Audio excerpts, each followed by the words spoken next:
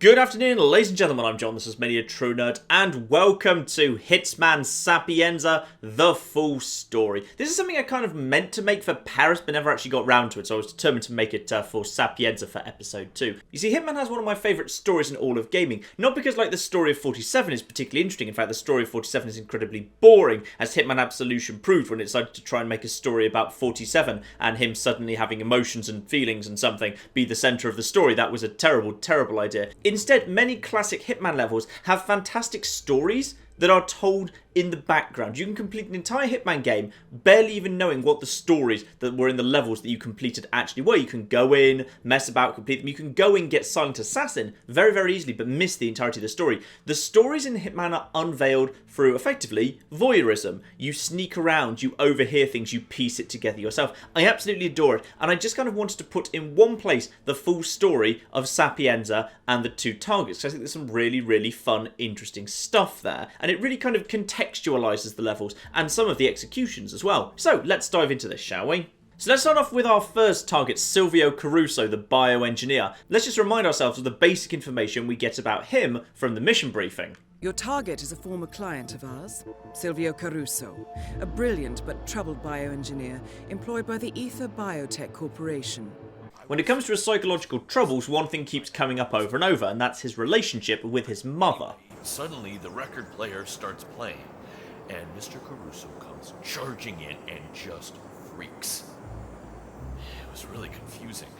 I mean, I know he loved his mother. Everybody loves their mother, but it was so embarrassing.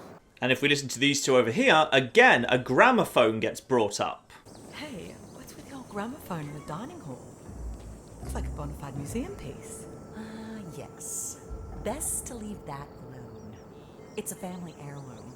The late Mrs. Caruso was very attached to it. Used to listen to her old classical records during dinner. Didn't figure Mr. Caruso has a nostalgic time.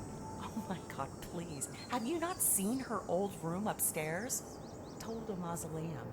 Actually, I have quite a story for you about that room and the gramophone. Just not here. Ask me later. I'll tell you over drinks. Ooh, can't wait. Now as for that story, these guys won't tell it, but there are some different stuff upstairs that will. Up on the second floor, approach the balcony that's on the right of the house when you're inside the house, and you'll overhear this conversation. Can you believe it's been almost a year since the incident? Oh yeah. What exactly did happen that night?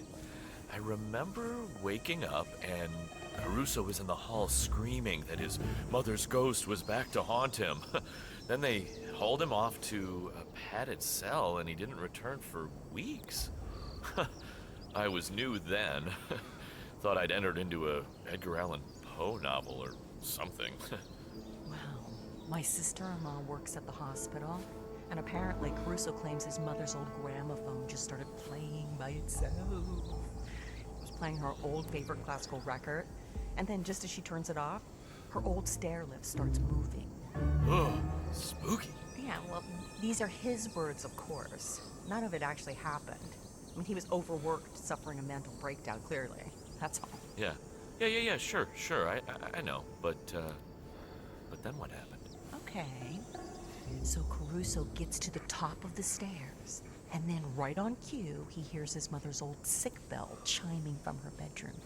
Ding, ding, ding. Oh shit. And did he go in? He did. And? He doesn't remember. But whatever it was, it scared him so bad, he passed out clean. I wonder what Mrs. Caruso would say if she knew her beloved son had turned her ancestral home into a fortified lab facility. I bet she'd turn over in her grave. He only did it so he could be close to her in spirit. Yeah, a little too close. Now, why do you think he's so uncomfortable around women? I mean, she never wanted to share him with anyone. If I were him, I'd sell the place and never look back. So two interesting bits of information there, of course. We now know about the mystery story related to Silvio and thinking that his mother's ghost was back to haunt him or something, and also a mention of how uncomfortable he was around women thereafter because his mother apparently wanted him all to herself. So let's just go over and check out that bedroom, which is located on the other side of the second floor right here. And just as she said, a mausoleum left untouched since his mother died, with still things like her original, or kind of like her aids that she required in her later years. So like the little kind of the step thing here, and the bathroom that's connected to it. Again, all sorts of like little mobility aids there. So just like was said there, indeed this is a bit of a mausoleum. And there is indeed a piece of paper around here on the desk that confirms the story. Now the medical journal report confirms what we just heard. The gramophone, the stair lift, and then the service bell rang and Caruso had a mental breakdown. Now, of course, every single one of the items that is mentioned is actually still here. You've kind of got the bell we saw in the room, the little chairlift you've got right there, and indeed the gramophone is over here in the hall. This is well worth doing as cleaning staff, by the way, because there's lots of places you can blend in around here, because touching all of this is actually a crime. Turn on the gramophone while no one's looking. Now, you're going to want to be at a distance before he comes in because, yes, his guards will see through your disguise. So make sure you're at a distance. Caruso comes running in and sees the gramophone. Mother's favourite record, how is this possible? Just like that night, he confirms. So he is indeed remembering it is just like that night there. Move on to the next thing. Turn on the chairlift. And the chairlift comes on as well, and we quickly start making our way upstairs. No. It's impossible. There has to be some ration. He starts freaking out worse and worse, but it's time for the final thing, of course, which is ringing the service bell. But before we do that, make sure we turn on this here fan, just so the rocking chair is rocking backwards and forwards nice and dramatically. Ring the service bell. The final stage. Hello? Is anyone in here? Mother? And over he goes to the chair. It's you! It's really you! I didn't mean to. It just happened. I think I'm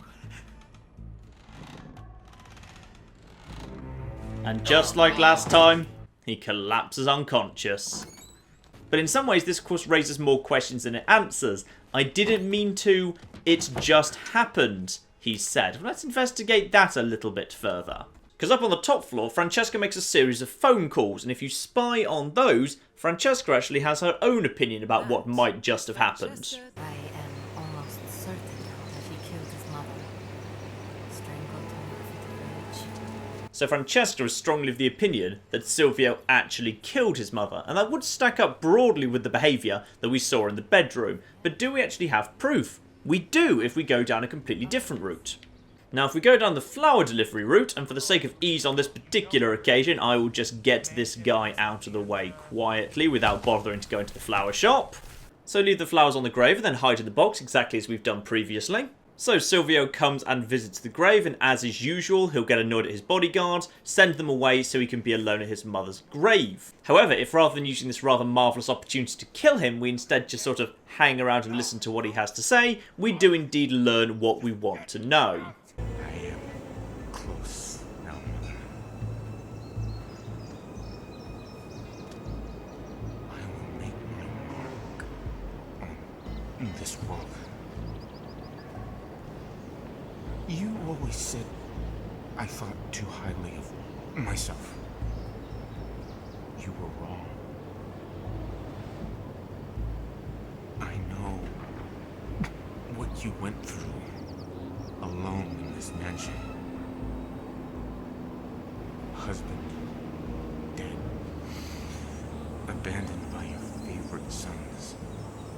Single mother to an unlovable child. You were smart. You had shown such promise. Could have become anything, but you settled for a life of convenience. And when you finally realized your mistake, it was all too late. Well, guess what, Mother? Worse fates than yours have befallen members of the human species. Others have managed to bear the burden more gracefully.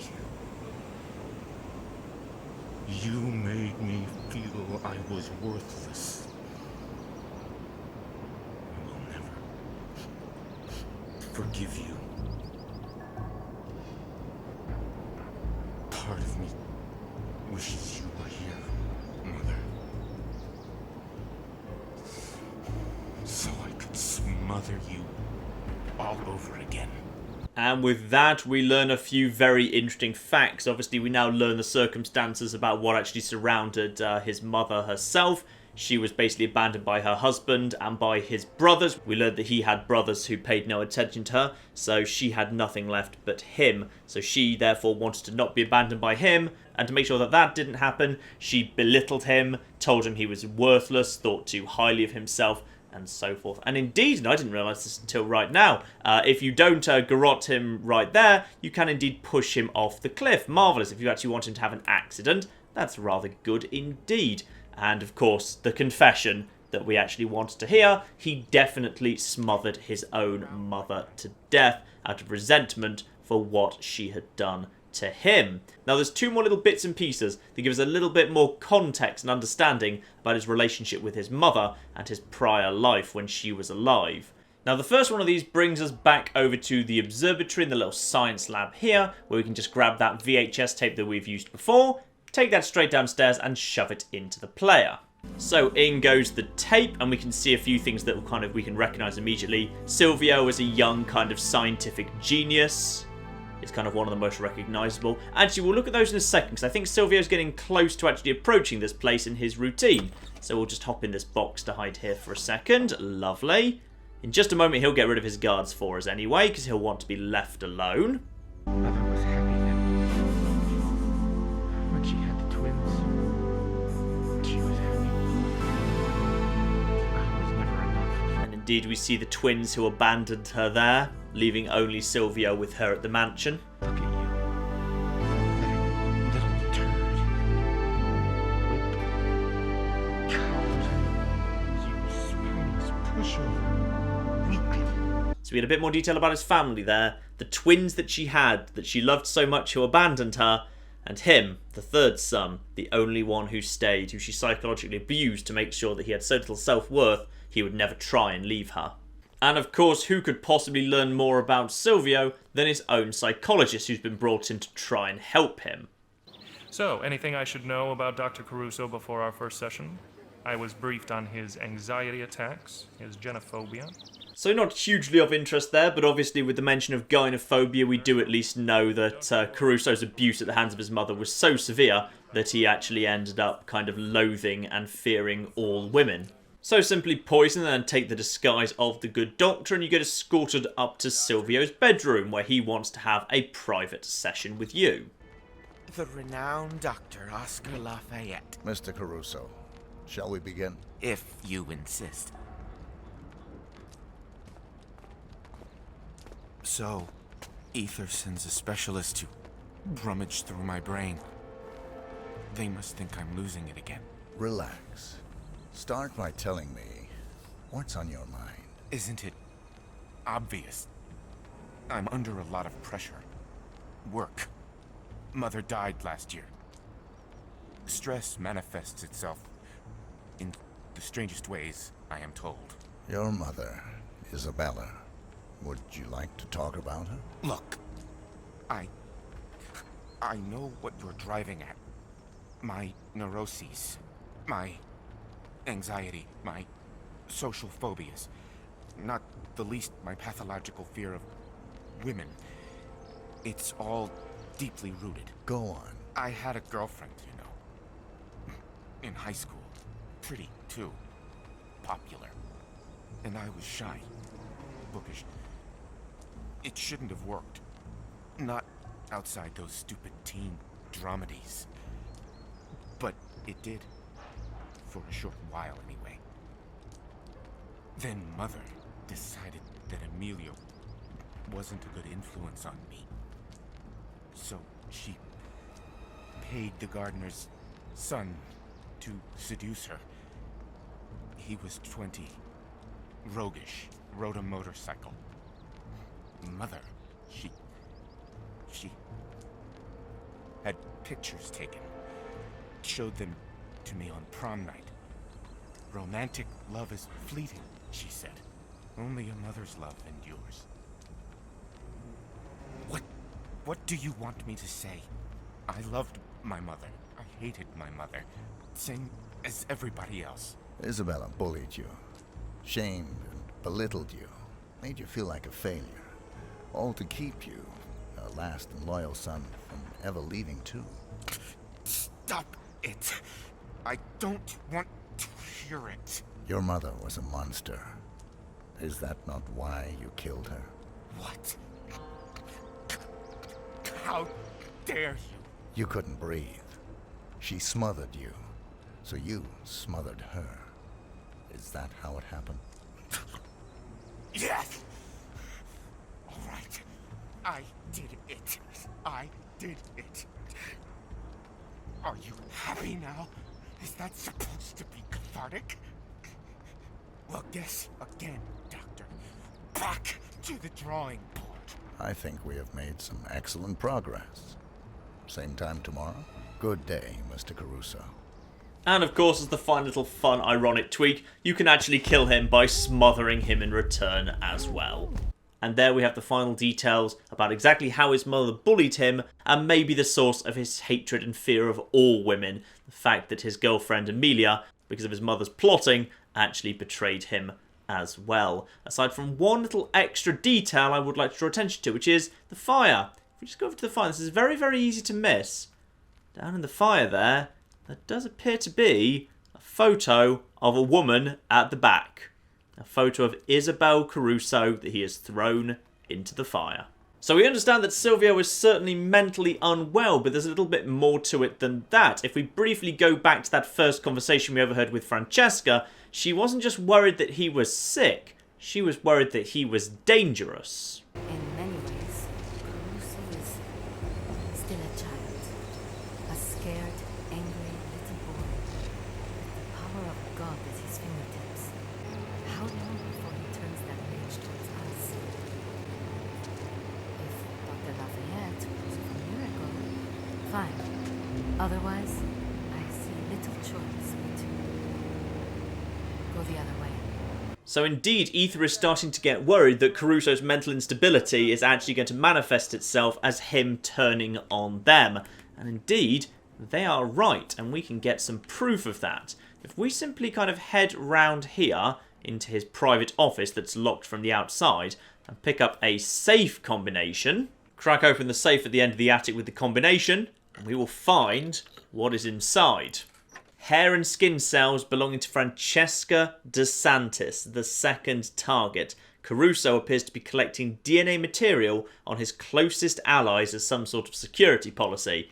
Now, of course, the man is creating a virus that targets specific DNA, and he is collecting DNA of Francesca DeSantis and potentially other Ether shareholders as well. Francesca herself, meanwhile, we may recall from that first conversation, is recommending going the other way. So basically, even if 47 hadn't got involved, we're pretty much at the point where either Ether's going to kill Silvio, or Silvio's going to kill Ether.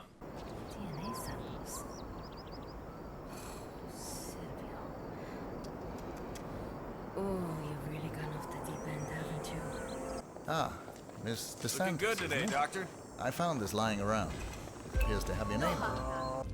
Yeah, copy that. Oh, Silvio. Hope we know how Dr. to Lafayette? I can't believe I can't even get into the box. admired you. Well, they have assemblies. Keep my hair in I a put bag, together you one of the Swedish bastard. monthly share plans. Thanks for There. relieving me of my Well, I can't guilt believe when I Mr. have you Caruso actually killed, bought all of this. which is going So to not be his sooner than Besides, his mother expected. decorated this house. Having discovered that he's gathering DNA of the Ether shareholders and her herself, she has indeed burnt the evidence and overtly admitted that she wants to kill him.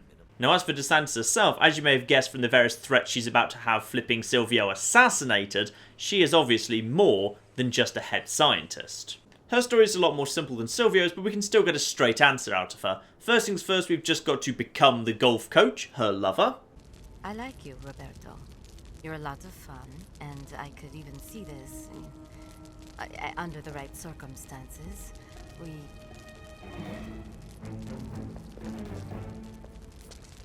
The situation? It's complicated. You see, Ether, the company I work for, they didn't just send me here to assist Caruso. They sent me here to spy on him. So, a simple confirmation of what we already suspected there. She's not just a scientist, she's also a spy on behalf of the company. And that only leaves one question half unanswered, which is why exactly is it that Francesca has summoned a detective all the way from Milan to speak to him? Now, if you come here disguised as the detective yourself, she will basically reveal that previously Silvio hired this detective, and she'll ask him what he was investigating. And as 47, you'll say, you can't possibly reveal this information. Of course you can't. You don't know. You're 47. However, if the detective himself comes in... Ah, charming. Yeah, I should have brought candles. Right. Mr. Falcone, what I am about to ask you might be considered unethical. Please, you know how I spend most of my nights? On top of a garbage can, shooting pictures through the window of a strip club. I mean, I'm one step above an ambulance chaser, so just, you know, shoot. Very well. About a month ago, Sylvio Caruso hired you for an acquisition job. I need to know what exactly it was you acquired, and I'm willing to pay you handsomely. All right, I'll tell you. And it's not just for the money. It was a strange request. Never sat right with me. Felt wrong. Tell me what happened. Well, it's late at night. Caruso, he hands me a list. You know, like a list of names. Wants me to get DNA samples. You know, blood, hair, saliva, skin samples. And naturally, I ask what it's for, and he goes vague. Calls it a research study. Yeah, I know he's at least half lying, but I'm strapped for cash, so I take the job. So, these names, who are they? That's the strange bit. A school teacher, an environmental lawyer, a graphics designer. There's one guy, he rescues sea turtles. You know, I ask him what gives, and I'll never forget his answer. He says, all bullies grow up, Mr. Falcone, and their crimes are forgotten. But sometimes the weak turn strong, and the tables are turned. I was right. All those kids who did him wrong, he's getting back at all of them. And with that, we learn the final little piece of the puzzle here. Francesca wants to know what it was that Silvio wanted to get his hands on, and we have indeed got our answer. Not only is Silvio planning to basically kill Francesca herself and everyone at Ether, he's also going to use this terrifying DNA targeting virus unleashed into the general population to wipe out bullies from his school. He is indeed really not a well person in the slightest. So there we are, ladies and gentlemen. There are a few other tiny little bits and pieces dotted around the level, but most of them at this point are very small little subplots connected to what I've already talked about. So yes, that there is the full story of Silvio, and as far as I'm aware, the full story of Francesca as well, our two targets. Fascinating. I just love it.